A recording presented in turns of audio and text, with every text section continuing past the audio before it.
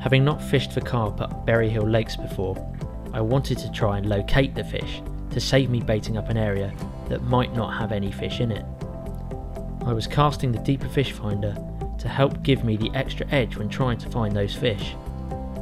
To my surprise, most of the fish were actually showing in the middle of the lake, not near the snags, about 70 yards out from the bank. This was to be the area where we would bait up in the hope of catching carp. It was then just a case of preparing the right rigs for the job. Hi, I'm Mike. I work here at the offices at Bury Hill. Also do a bit of fishing. I'm just going to show you through 3 different lead setups that Graeme and Mike are going to be using here tonight at Bury Hill. First one we got is the Inline Lead. You've got your rig tied onto this swivel one end and your main line on the other end, and as it's going through you just pop the swivel in the sleeve there, and that makes it what they call a semi-fixed rig. So it gives the bolt effect. When the fish takes the bait, feels against the weight of the lead, hooks it, and bolts off. The semi-fixed means basically if this snaps and the fish has got the rig in its mouth, it's not towing the lead around. Because it's semi-fixed, it can just pop out and the lead will go, and then it's only got this to deal with, and hopefully can get rid of it. And then all that rig is just a bit of coated braid down just to a normal carp hook, standard knotless knot, and a couple of boilies on there, one pop up, one bottom bait, just to make a simple snowman rig. That's all that is. Right, this is the second rig that Graeme and Mike will be using. Again, it's what they call semi-fixed, where the lead can come off in the event of a breakage. Basically all his main line starts here. It goes through a little bit of sinking tube, rig tubing, which is not essential, but all that does is it helps the line sink down onto the lake bed a bit better, keeps it out of the way of the feeding fish. Down to the lead clip arrangement, which is made up of a tail rubber, which is that bit. The line goes through that and through the actual lead clip. The lead clip has got an arm on it, which you fix the lead onto like that. Just slides on the arm, if I can get it back on. And then your swivel clicks in the other end. That's how it fishes on the bottom, tight to the lead. Bait sitting here, fish picks up the bait, same as last time, feels weight of the lead, hooks itself with the weight of the lead, bolts off, and then the lead stays on. Or, like I was explaining to you earlier, where you're fishing snaggy swims with weed or whatever, or in the event of a breakage where the fish may be towing the lead around, it can just pop off there. And then like I say, in weedy swims or whatever, it's better for having direct contact with the fish. Straight to that, you've got no lead to play around with, or should the line break, the fish isn't towing the lead around. Right, this is the third final different lead arrangement that they'll be using tonight. It's probably the simplest of them all. Main line tied straight to the swivel, your hook link swivel, with your lead just running on the main line like that, as a running rig. And then yeah, same as before, just down to a standard carp rig, bit of coated braid. It's a size 6 curved shank on there, and just 2 baits fished as a snowman presentation. Just sit up on the bottom like that with the pop up, and that's it. Hopefully catch a few fish.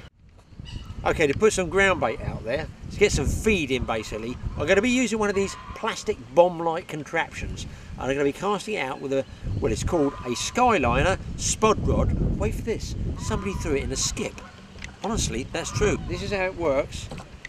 You put your ground bait inside, in here, or your feed, your hook baits, whatever you want to get it out into your swim at distance, close it up with a little catch. I mean, they are so sensitive, it's unbelievable. Watch. Every time, providing you don't get bait or food around these catches here. You've got to keep those two clear, don't overcook it, okay? Now another thing I've noticed, when I've used these, I've not used them a lot, so I'm not really big on this type of fishing at distance. I'm more a margin man myself. But what I have found is, when you cast these, try and get the same amount of whatever you're putting in, boilies, groundbait or anything like that, because if you don't, you won't get a consistency of casting. If you half fill that with groundbait, the wind will catch it and it'll fly off to the right, fly off to the left, and as you've seen, it will open and it will put the bait in the wrong place. Let's get some out there. I'm actually using here a bit of, well, sweet corn, groundbait, and yes, our favourite brand. The downside is it might attract some small fish, but listen, we're using boilies, so that should, you know, stop you getting hookups you don't want, and a bite alarm's going off all the time, which, you know, does happen. But I'm a great believer, if the small fish are feeding, they actually might attract carp, and if, say, the bream are on there, eventually the carp will shoulder their way in. Bigger, more aggressive fishing feeding, they'll push them off. You might be getting little breamy tweaks on your bobbin, where suddenly it goes quiet. Sit by, you know, just sit back and wait, because generally it's a sign there's a carp in the swim. Going to put some out there. Just don't want to overcook it and jam it all in there. You want it just to close nicely like that. That one's ready for casting. Talk about things, talk about my mind. Now I'm free from the words that I left behind. I gotta jump for joy and shout aloud and make a sound. Oh, the world can stop me now, no. And all the music I will ride on the beat. Play my guitar while I'm stomping my feet, yeah. I gotta celebrate life and get excited about good times and good living. Come on, shout it out. Hey, take it up, take it over, take it out of control. Today I'm freeing my soul and now you got me singing. Oh, hey, oh, I'm feeling fine, smiling big, feeling right like I should. Life is better than good, yeah, you got me singing. Oh, hey, I'm standing up on top of the world. Well, we're in the swim now. We've baited up. We've spawned out a load of ground bait with some whole boilies as well. We've also catapulted out some boilies. And what I've done here, there's my snowman rig on the hair. So I've got a boilie there, pop up there, and then I've got just a mesh PVA mesh bag here with just some chopped up boilies really. That's just so I've got a little bit of a attractant around my hook bait. That should break down quite quickly. And then I'll have some kind of freebies around my hook bait, and with a bit of luck the carp will come in, get a bit confident and hopefully slip up and take the bait. There's the 2 ounce lead there, a little bit of rig tubing just to help it all sink down. It's kind of a silty colour this one, as well as the lake is all silt. So I'll just chuck this out pretty much halfway across from here to the end, to the other bank. That's where we've baited up, and this should work on itself basically. Well, the other thing about this great about this rig tubing is it's kind of fish friendly really. So if this rubs against the fish, it doesn't tend to take the scales off. So when you've got just your mono, your straight mono, it can rub the scales off the fish. So this is a bit more fish friendly, and it's also good if you get into a snag and it's rubbing against the snag. It's going to rub against this rig tubing first and then your lines. You've got much more chance of actually keeping that fish if it does go into a snag. This is just the drop off lead that Mike showed you. So as the fish pulls, this lead, if it gets into a snag, this lead should drop off.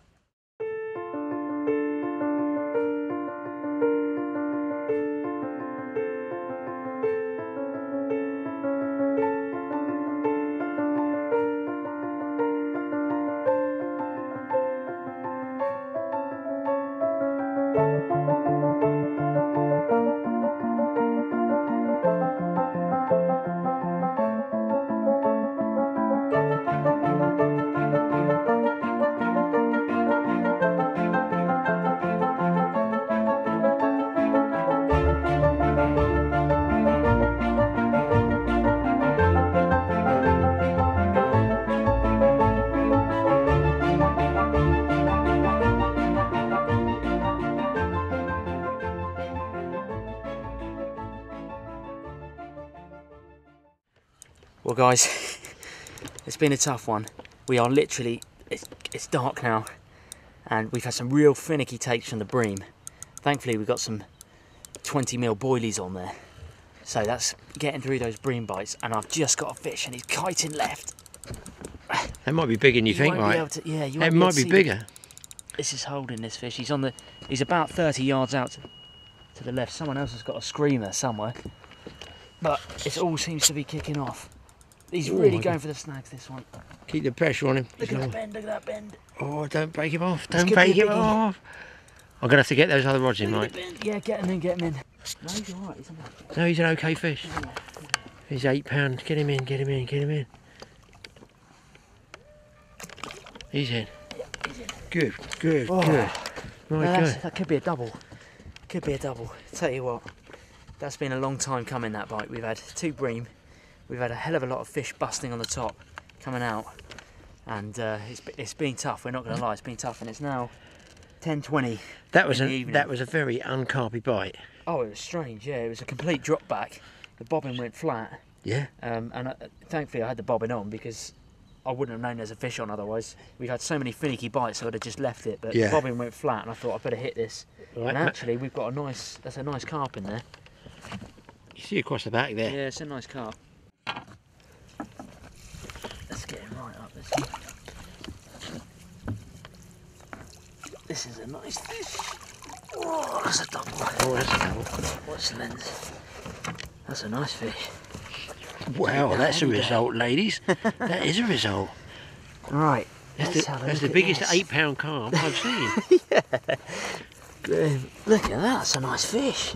Let's have a look where the old bait is. It's just fallen out. That's the snowman rig that Mike did for us earlier. That is a chunking great carp.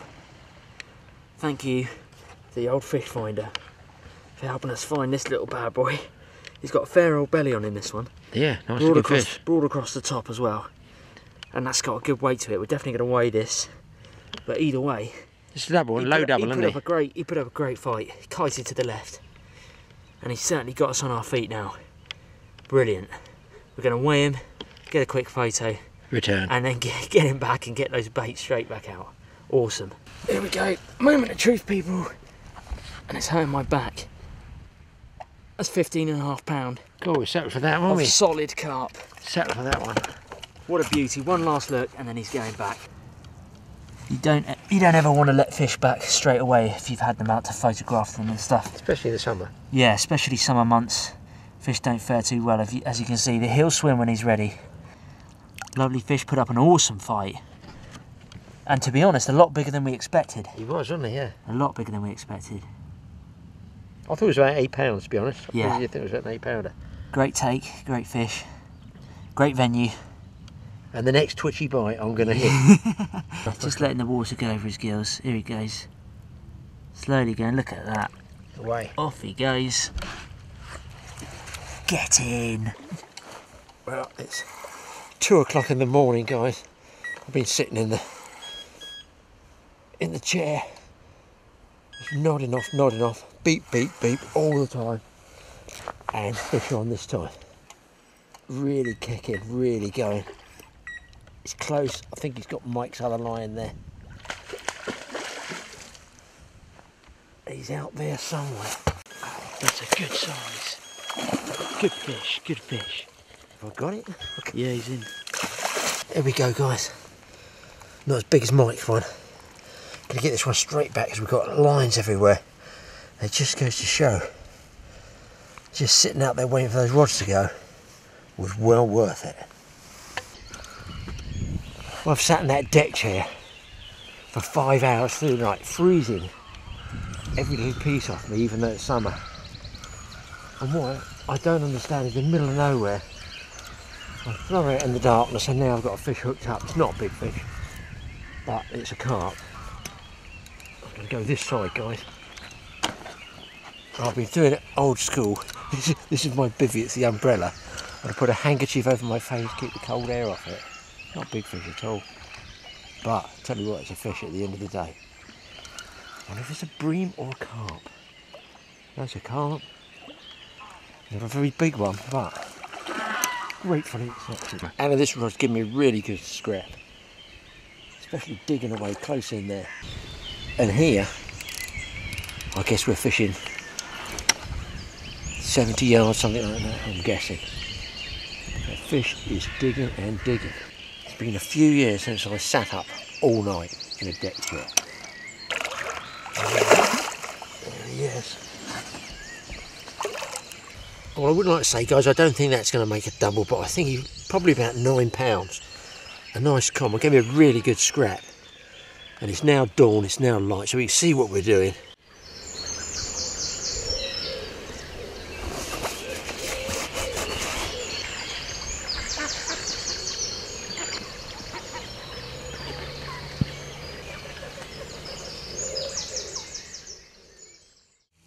Well, obviously the sun's now up. I'm starting to warm up a bit after sitting in that deck chair all night. Next best thing is, well, obviously the carp have gone off the bite. We've gone on the bite. I said to Mike, if you expect me to stay out all night, I need full cooking facilities. And I've taken off high sea drifter, the full galley, and a massive canister of gas. So I can really stick the beans to the bottom of the pan now. They're starting to get solid. And I've got the bacon on the go. We're gonna have some eggs. Half the fun of that is, you know, having a cook up, we all know that. And I'm hoping the smell of that bacon goes all the way down the bank and really upset some of the other anglers. Because there's nothing worse when you're hungry after a whole night carping and you smell somebody's bacon and egg going. Well guys, up by the clubhouse, by the tackle shop here, Old Bury Hill, I've heard talk of rumours of an absolutely massive carp that's behind a sort of no fishing zone where they feed the ducks, and it's called Shoulders, and I think it weighs 33 pounds. We're just going to see if we can get a picture of it for you. At least that way you get to see a really big carp. Go away. I'm seeing there's a big old goldish coloured one, coyish, that sits below the surface because he's frightened of the birds, so he won't ever come up. Strangely enough, but no, they're not. The monster from the deep refuses to be photographed. That's the sound every floater fisherman loves to hear. Last knockings, here we go. Go away, ducks.